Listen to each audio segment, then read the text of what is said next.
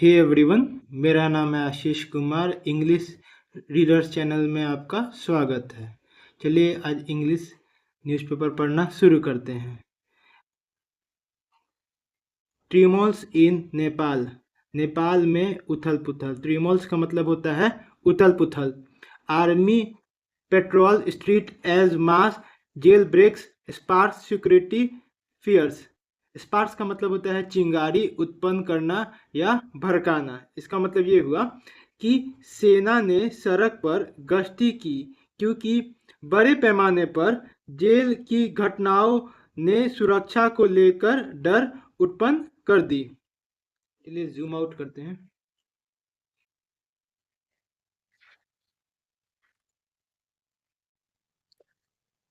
Nepal remained on high alert as army personnel continued to patrol the street. Nepal high alert पर है क्योंकि सेना के जवान सड़कों पर गश्त जारी रखे हुए हैं।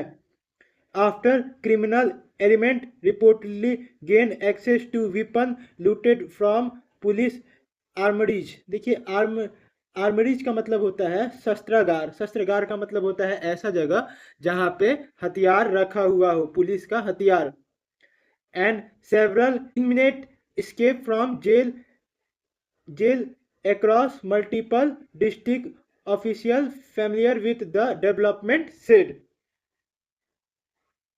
अधिकारियों ने कहा कि आपराधिक तत्वों ने कथित तौर पर पुलिस शस्त्रागार से हथियार लूट लिए और कई जिलों की जेलों से कैदी फरार हैं। Nepal first women chief justice Sushila Karki. Nepal की पहली महिला मुख्य न्यायाधीश सुशीला कार्की ने टुक ओथ का मतलब होता है शपथ, took oath on Friday as the Himalayan nation's अंतरिम prime minister to lead a 6 month transition to election. इसका मतलब ये हुआ कि नेपाल की पहली महिला मुख्य न्यायाधीश सुशीला कार्की ने शुक्रवार को हिमालयन राष्ट्र की अंतरिम सरकार, देखिए ये होता है अंतरिम सरकार के रूप में शपथ ली। देखिए अंतरिम सरकार का मतलब वह सरकार होती है जब कोई पार्टी सरकार में ना हो, अर्थात वह रूलिंग पार्टी ना हो, और जब कोई कुछ समय के लिए पार्टी बनाए तो उसी को कहते हैं अंतरिम। अंतरिम आपका सरकार भी हो सकता है, अंतरिम प्राइम मिनिस्टर भी हो सकते हैं। इसका साफ सा मतलब ये है कि अभी के समय में नेपाल में कोई भी अभी प्राइम मिनिस्टर नहीं है। कैसा प्राइम मिनिस्टर? जनता का चुना हुआ प्राइम मिनिस्टर नहीं है। इसीलिए क्या है, इसे अंतरिम सरकार। अंतरिम सरकार के बारे में कहा जाता है कि ये कुछ दिनों के लिए सरकार होती है। एक बार बन गया तो इलेक्शन के बाद में उनको हटना ही हटना है, उनको हटना ही हटना है। चलिए आगे बढ़ते हैं। हिमालयन नेशंस अंतरिम prime minister to lead a 6 month transition to election. शुक्रवार को हिमालयी राष्ट्र की अंतरिम प्रधानमंत्री के रूप में शपथ ली। 2 days after violence anti corruption protest of the government. 2 दिन के बाद हिंसक भ्रष्टाचार विरोध ने सरकार को सत्ता से बाहर कर दिया। सत्ता से बाहर कर दिया या सत्ता से बेदखल कर दिया। The neighbouring country of 30 million people was plunged into chaos earlier in this week after security force tried to crush rallies by young anti-corruption protesters। at least देखिए 30 million का मतलब होता है 30 लाख। 30 लाख को हम लोग 3 करोड़ भी बोल सकते हैं। 3 करोड़ की आबादी वाला देश का इस सप्ताह की शुरुआत में अराजकता में डूब गया जब सुरक्षा बलों ने युवा भ्रष्टाचार विरोधी प्रदर्शनकारियों की रैलियों को कुचलने की कोशिश की। At least 51 people were killed in the worst violence since the end of the civil war and the abolition of the monarchy in 2008।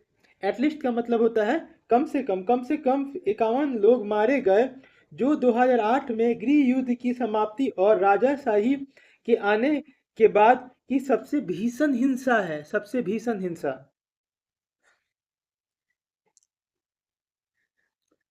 Nepal police are yet to officially comment on the exact number of prisoners who escaped, but people aware of the matter said it is anywhere between 7,000 to 12,000 prisoners. ठीक है, इसका मतलब ये हुआ कि नेपाल की police ने अब तक आधिकारिक रूप से यह नहीं बताया कि कितने कैदी फरार हैं, लेकिन मामले की अवगत लोगों ने कहा कि यह संख्या 7,000 से 12,000 के बीच है. The main worry is not the protester, but those with arms and ammunition stolen from the police station. मुख्य चिंता प्रदर्शनकारियों के लिए नहीं, बल्कि उन लोगों को लेकर है जिनके पास पुलिस स्टेशन से चोरी किए गए हथियार और गोला बारूद है. आर्म्स का मतलब हो गया हथियार और एमिनेशन का मतलब है गोला बारूद है. Another worry is the prisoner who fled from the jail. दूसरी चिंता उन कैदियों को लेकर है जो जेल से भाग निकले हैं. While the protester got one of their demand met, the criminal may not be bothered about this development. जबकि प्रदर्शनकारियों की एक मांग पूरी हो गई है, अपराधियों को इस घटनाक्रम से कोई खास फर्क पड़ने की संभावना नहीं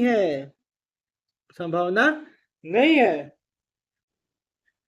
They will try to use the weapon to loot people. वे लोग हथियारों का इस्तेमाल करके लोगों को लूटने की कोशिश करेंगे. ट्राई टू कोशिश करेंगे. If they are on the street at this hour, अगर वे इस समय सड़कों पर निकलते हैं. If they are on the street at this hour, अगर वे इस समय सड़कों पर निकलते हैं. Civilians should not move around at night until all weapons are recovered or the hardcore prisoners are back in jail. नागरिकों को रात में बाहर नहीं निकलना चाहिए जब तक सभी हथियार बरामद न हो जाए या कड़े अपराधियों फिर से जेल में वापस न जाए. An army officer posted on a road near the Chared Nepali Parliament building in Bageshwar said on Friday night. देखिए, चार्टेड का मतलब होता है जले हुए. ठीक है, बागेश्वरम में जली हुई नेपाल की संसद के पास तैनात एक सेना का अधिकारी ने शुक्रवार की रात को कहा. आप लोग ये देख सकते हैं, ये देखिए, ये नेपाल के सुरक्षा कर्मी हैं, ये तैनात हैं. कहाँ? यही है नेपाल का पार्लियामेंट. पढ़ के देखते हैं.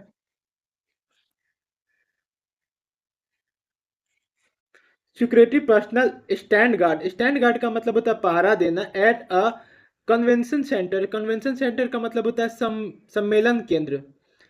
इन काठमांडू ऑन सैटरडे.